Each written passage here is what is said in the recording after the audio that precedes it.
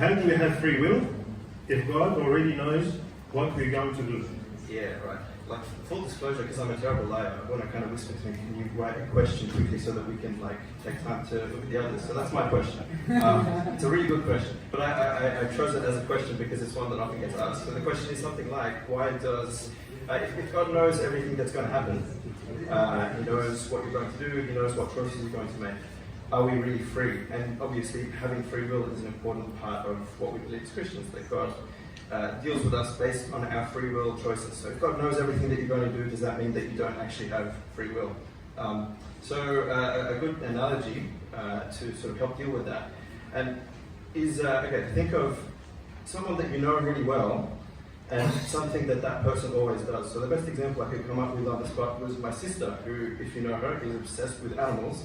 And part of what that means is every time, pretty much literally every single time she walks past a dog being walked on the street, she's going to stop and say hello and ask the owner, am I allowed to touch it? Does he buy it? Sometimes they say yes, he does, and it's very awkward. Sometimes she's actually allowed to say hello to the dog and everything.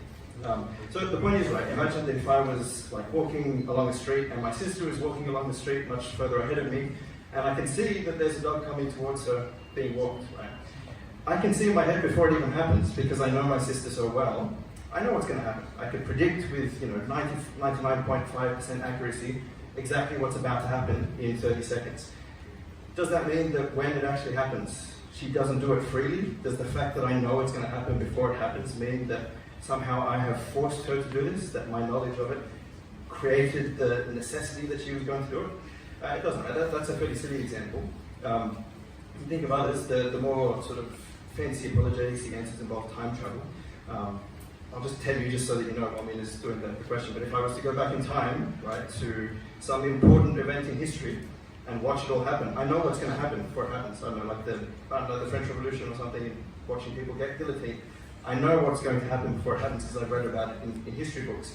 But nothing about my presence there actually makes it happen. The fact that I know exactly what's going to happen doesn't actually cause the things to take place. Really, this isn't one that has kept many philosophers or apologists up at night, because there's no reason to think that God's knowledge of a thing makes that thing happen. His knowledge is based on the fact of what actually happens.